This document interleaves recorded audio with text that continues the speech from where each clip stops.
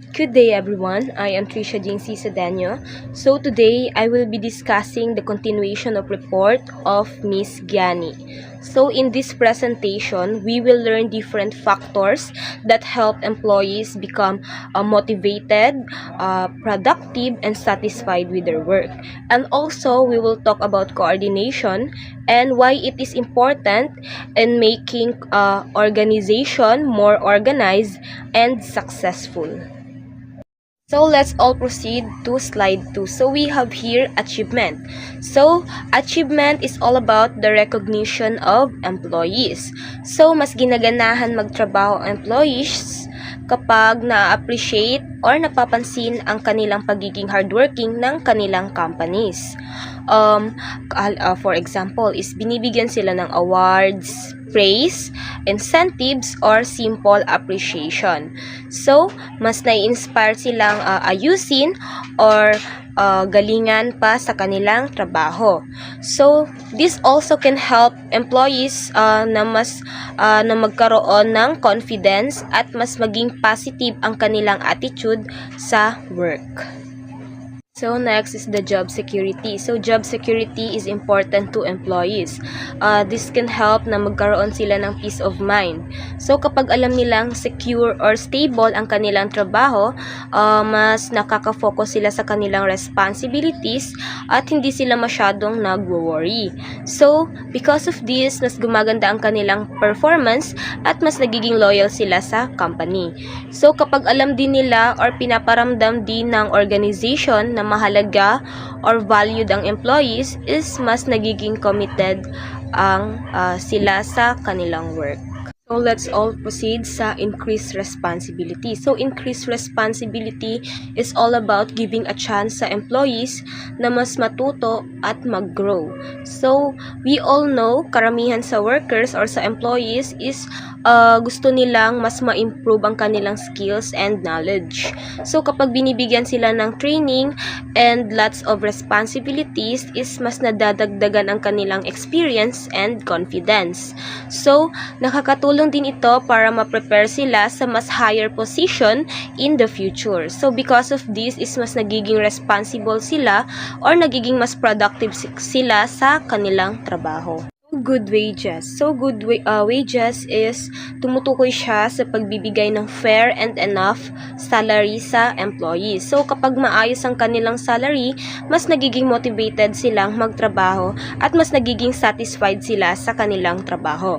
So this also can help na masuportahan nila ang kanilang personal and ang kanilang family needs. So in the other hand, mas tumatagal ang employees sa company kapag maganda ang compensation at benefits na kanilang natatanggap. So next is the good working conditions.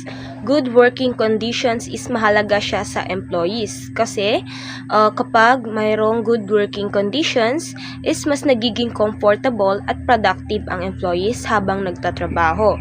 So kapag malinis, safe, at maayos ang kanilang workplace, is mas nakakapag-focus sila sa kanilang work at mas nababawasan ang kanilang stress at pagod. So nakakatulong din ang magandang environment para mas maging masaya at confident ang employees habang ginagawa ang kanilang mga trabaho or ang kanilang responsibilities. Next is being part of a team. So, teamwork is important in organization. So, kapag nagtutulungan, nagsusuportahan at nagkakaisa ang employees, is mas napapabilis at mas naaayos nilang natatapos ang kanilang trabaho.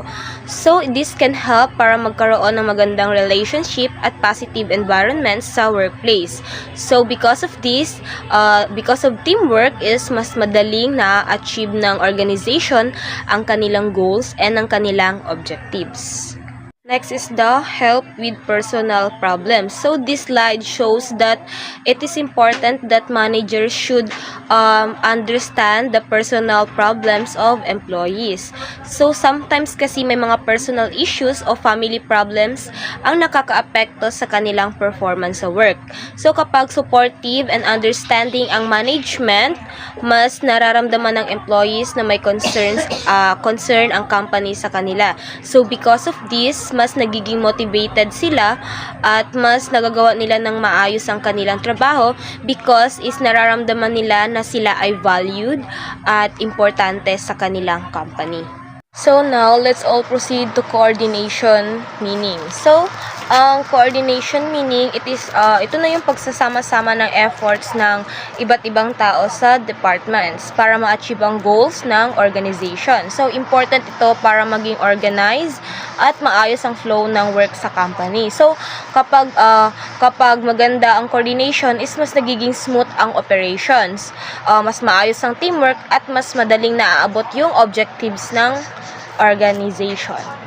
So let's all proceed to importance of coordination. So we have 5. First is the coordination improves teamwork or improved teamwork. So meaning, mas nagiging maayos ang pagtutulungan ng employees kapag may coordination. So mas madaling nagkakaintindihan or mas madaling nagtutulungan kaya mabilis natatapos ang trabaho. So second is it gives proper direction. So dahil sa coordination, mas malinaw sa employees kung ano ang kanilang task at kung ano ang goals ng company. So this can help para maiwasan ang confusion at mistakes sa workplace. Next is coordination motivates employees. So kapag maayos at organized ang system sa trabaho, is mas nagiging confident at ginaganahan ang employees na gawin ng maayos ang kanilang responsibilities. So next is it helps use resources properly. So this can help coordination, nakakatulong ang coordination para magamit ng tama ang oras, pera at iba pang resources ng company. So because of this, naiiwasan ang pagsasayang at mas nagiging efficient ang operations. So lastly is the coordination connects all management functions. So dito is nakakonect lahat nito. Pinag-uugnay nito ang planning, organizing, staffing, directing, and communication para mas maging maayos at successful ang buong operations ng organization. So let's all proceed to features of coordination. So number 1 is planning and coordination. So planning and coordination is important na ang lahat ng plans ng company ay magkakaugnay at nagtutulungan para ma-achieve ang goals ng organization. So kapag maayos ang coordination sa planning, mas naiiwasan ang confusion, delay, at problem sa operations. So nakakatulong din ito para maging organized ang trabaho at mas madaling nakakagawa ng tamang decision ang management. So next is the organizing and coordination. So, ang organizing and coordination naman is all about sa tamang paghahati ng trabaho at responsibilities sa bawat employees at manager. So, kapag maayos ang organization at coordination, mas nagiging malinaw kung sino ang gagawa ng bawat task. Because of this, mas nagiging smooth at mabilis ang flow ng trabaho sa company. So, number 3 is the staffing and coordination. So, staffing and coordination is all about sa maayos na pagmamanage ng employees simula sa hiring, training, promotion, at placement. So, mahalaga ito para masigurado na ang tamang tao ay nasa tamang position. So, kapag maayos ang coordination sa staffing, mas nagiging effective at productive ang employees sa kanilang trabaho. So, number 4 is directing and coordination. So, directing and coordination, it is all about sa pagbibigay ng malinaw na instructions at guidance sa employees. So, mahalaga ito para maintindihan nila ng maayos ang kanilang trabaho at responsibility. So, kapag malinaw ang direction ng manager is mas nagiging maayos ang teamwork at mas naiiwasan ang confusion at mistakes. So, last is number 5. communicating and coordination. So, communicating and coordination is all about sa maayos na communication sa loob ng organization. So, kapag malinaw at open ang communication is mas madaling nagkakaintindihan ng employees at managers. So, nakakatulong ito para maiwasan ang misunderstandings, delays, at problems sa workplace. So, at mas nagiging smooth ang operations ng company. So, that's all. Thank you!